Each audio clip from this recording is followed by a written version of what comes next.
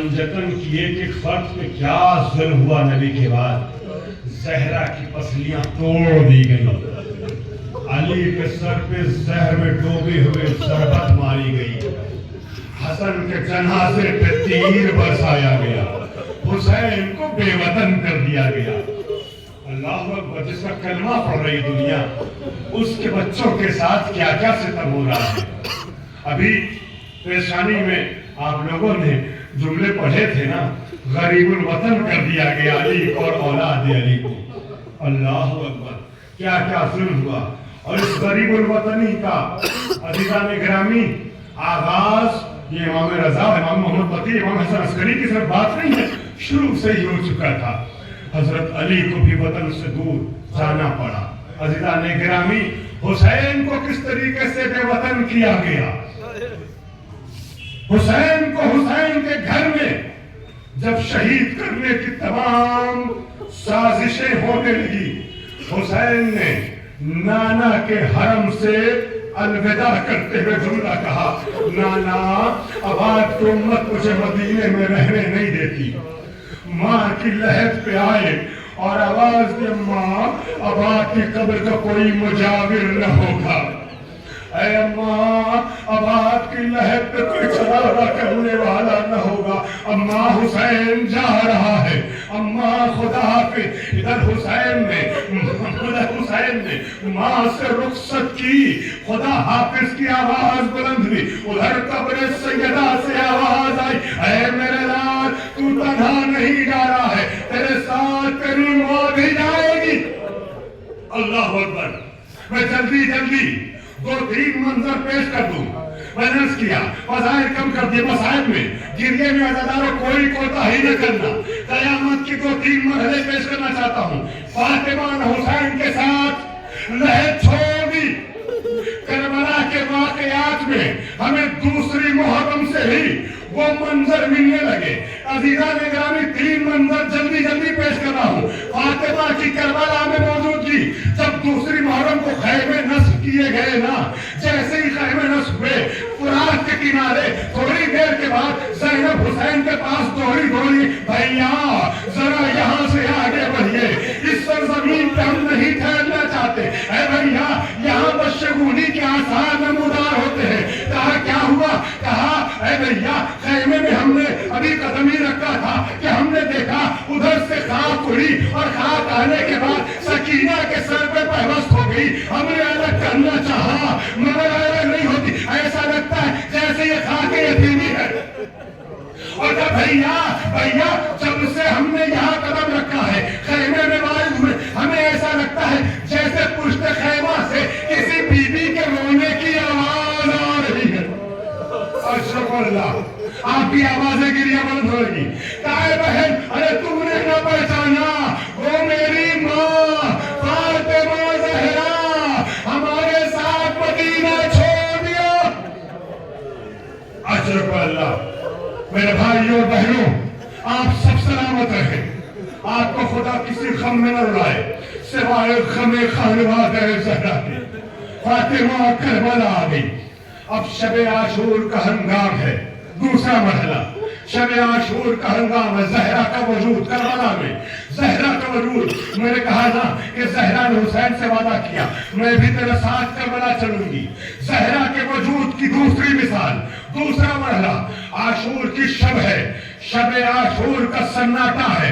حسین عبادتوں کے بعد اپنے صحابیوں کو خیمے کے پاس چھوڑ کے آگے بڑھ رہے ہیں اور صحرا کی جانب تنہا جاتے ہیں، مقتل کی جانب تنہا جاتے ہیں، یہ کہتے ہوئے کہ کوئی میرے ساتھ نہیں چلے گا۔ سارے صحابیوں کو خیمے کے پاس چھوڑا، خود شب کے سناٹے میں مقتل کی جانب صحرائے کربلا کی جانب بڑھنے لگے۔ اتنے میں حسین کو محسوس ہوا جیسے کوئی پیچھے سے آ رہا ہے، قدموں کی آہٹ محسوس ہوئی، پیچھے مڑ کے دیکھا، اے ہلال تجھے کیا ہو گیا ہے؟ تیرا آقا منع کر کے آیا تھا، پھر بھی تو پیچھے کیوں آ گیا؟ کہا مولا مجھے معاف کیجیے گا، مجھے صرف یہ خیال آیا کہ کہیں آپ کو تنہا دیکھ کے کوئی دشمن حملہ نہ کر دے۔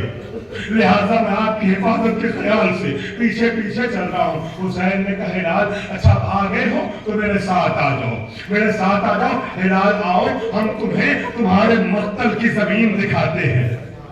سب مقتل میں پہنچے، صحرائے کربلا میں پہنچے، کہا ہلال یہ دیکھو یہ جو جگہ ہے نا، یہاں تم اپنے آقا کی محبت میں مارے جاؤ گے۔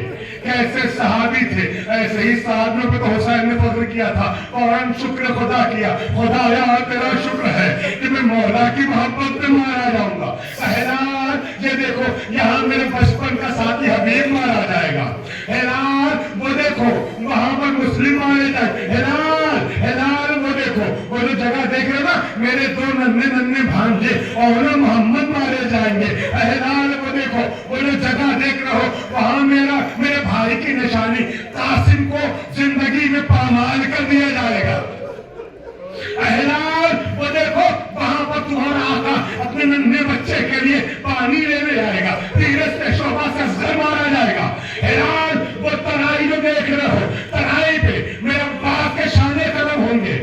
حسین مصائب شہادت سے پہلے پڑھتے جا رہے ہیں، ہلال روتے جاتے ہیں۔ عزیزان گرامی اپنی شہادت پہ شکر خدا کیا، مگر اہل بیت کی شہادت پہ آنکھیں نمناک ہو گئی۔ اتنے میں حسین نے جملہ کہا ہلال یہ جب یہ زمین دیکھ رہے ہو نا، یہاں تمہارے آقا پہ بڑا ظلم ہوگا، مولا کیا ہوگا؟ نے کہا یہاں پہ میرا کڑیل جوان علی اکبر زمین کربلا پہ ایڑیاں رگڑے گا، سینے پہ برچھی کی ہنی لگے گی۔ اللہ اکبر۔ اب ہلال سے باتیں کرتے کرتے حسین ایک نشیب کے قریب پہنچ گئے۔ اگر آپ نے محسوس کرے نا تو مجھے یقین ہے مصائب کے سوالے پہ ہر انسان گریا کرے گا۔ اللہ اکبر۔ قیامت کا جملہ ہلال کو لے کر حسین نشیب کے قریب پہنچ گئے۔ اب حسین باتیں کر رہے ہیں مگر دیکھتے ہیں ہلال کا ذہن کہیں اور ہے۔ ہلال کبھی ادھر دیکھتے ہیں کبھی ادھر دیکھتے ہیں۔ حسین نے کہا ہلال تجھے کیا ہو گیا ہے؟ تیرا آقا تجھ سے باتیں کرتا ہے مگر تیری توجہ کہیں اور ہے، تو اپنے آقا کی باتوں کو سنتا نہیں ہے غور سے۔ مولا مجھے معاف کیجیے گا، جب سے اس نشیب کی جانب آیا ہوں مجھے ایسا لگتا ہے جیسے کسی بی بی کے رونے کی آواز آ رہی، کوئی ماں ہے جو اپنے لال کا ماتم کر رہی ہے۔ ہلال ارے میری ماں فاطمہ زہرا مدینہ چھوڑ دیا، اپنے بالوں سے نشیب کی زمین صاف کر رہی ہے۔ اشرف اللہ خدا آپ کی آوازیں گریہ پر رحمت نازل کرے۔ آخری منظر وجود زہرا کا، اور جو اب تک نہ رو سکا وہ امام زمانہ کو فاطمہ زہرا اور حسین کا پرسہ آخری جملے میں دے دے۔ عزیزوں حسین کے ساتھ ساتھ زہرا رہی بس 2 منٹ مصائب کے۔ میں نے عرض کیا خدا کے لیے اپنے رونے کے سلسلے کو روکنا نہیں۔ قیامت کا جملہ پیش کرنا چاہتا ہوں، میں سلام کر رہا ہوں۔ فاطمہ ہر مرحلے پہ کربلا میں تو اس وقت کیوں نہ ہو کہ جب حسین کے گلے پہ خنجر کر رہا ہے۔ اللہ اکبر۔ پہلے تو زہرا نے زینب کو پکارا، 1900 ہے زخم تنے چاک چاک پر، زینب نکل حسین تڑپتا ہے خاک پر۔ عزیزوں مگر زینب کو حسین نے اپنی آنکھوں کے اشارے سے خیمے میں واپس کر دیا۔ زینب ابھی میں زندہ ہوں، ابھی میں زندہ ہوں، واپس ہے۔ اب حسین تنہا ہے اسی عالم میں۔ ایک روایت پڑھ رہا ہوں، میں نے روایت جہاں بھی پڑھی ہے، پورے مجمع میں گریہ کیا ہے، تو آپ تو اہل گریہ ہیں، مجھے یقین ہے سب آنسو بہائیں گے۔ روایت کے الفاظ علماء بیان کرتے ہیں حسین زخموں سے چوٹ سر زمین کربلا پہ پڑے ہیں۔ اسی اثناء میں حسین کے کانوں سے ایک آواز ٹکرائی، جہاں سے فضائل شروع کیا تھا وہیں پہ مصائب ختم کر رہا ہوں۔ حسین کے کانوں سے ایک آواز ٹکرائی، حسین کو جیسے لگا کہ کسی نے سلام کیا ہے۔ جب آپ نے سلام کیا دیکھا جنت سے دادا ابراہیم آئے ہیں۔ جناب ابراہیم نے پوچھا اے بیٹا مدد چاہیے، اے مولا نصرت چاہیے؟ حسین نے کہا اے دادا ابراہیم مجھے مدد نہیں چاہیے. جب آپ کا وقت امتحان تھا تو آپ نے فرشتے کی مدد قبول نہ کی, مجھے امتحان تنہا دینے دیجیے. ابراہیم یہ کہتے ہوئے پیچھے ہٹ گئے, اے مولا اے بیٹا آپ کو ذبح ہوتے ہوئے میں اپنی آنکھوں سے نہیں دیکھ سکتا ہوں. ابراہیم واپس چلے گئے. عزیزوں اتنے میں حسین کو محسوس ہوا جیسے مدینے کا سرتاج آیا ہے. آنکھوں کو کھولا, حسین نے نبی کو سلام کیا, نانا سلام قبول کیے. ماشاءاللہ میں دیکھ رہا ہوں آپ سب کریا کر رہے ہیں, مگر چھٹے امام کی روایت ذہن میں رکھیے گا کہ حسین کی مجلس میں شرما شرما کے نہیں ہو رہا ہے. آواز گریا بلند ہو جائے, آواز بلند گریا کرنا ہے.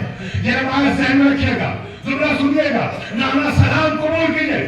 نبی نے جواب سلام دے کے پوچھا بیٹا مدد چاہیے, بیٹا نصرت چاہیے؟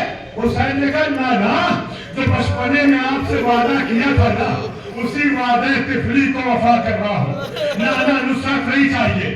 نبی یہ کہتے ہوئے واپس ہو گئے, اے بیٹا میں نے زبان چسا چسا کے بڑا کیا ہے, میں تیرے قتل کا منظر اپنی آنکھوں سے نہیں دیکھ سکتا. نبی واپس چلے گئے. اس مشکل مرحلے میں حسین کو محسوس ہوا جیسے زمانے کا مشکل کشا آیا ہے.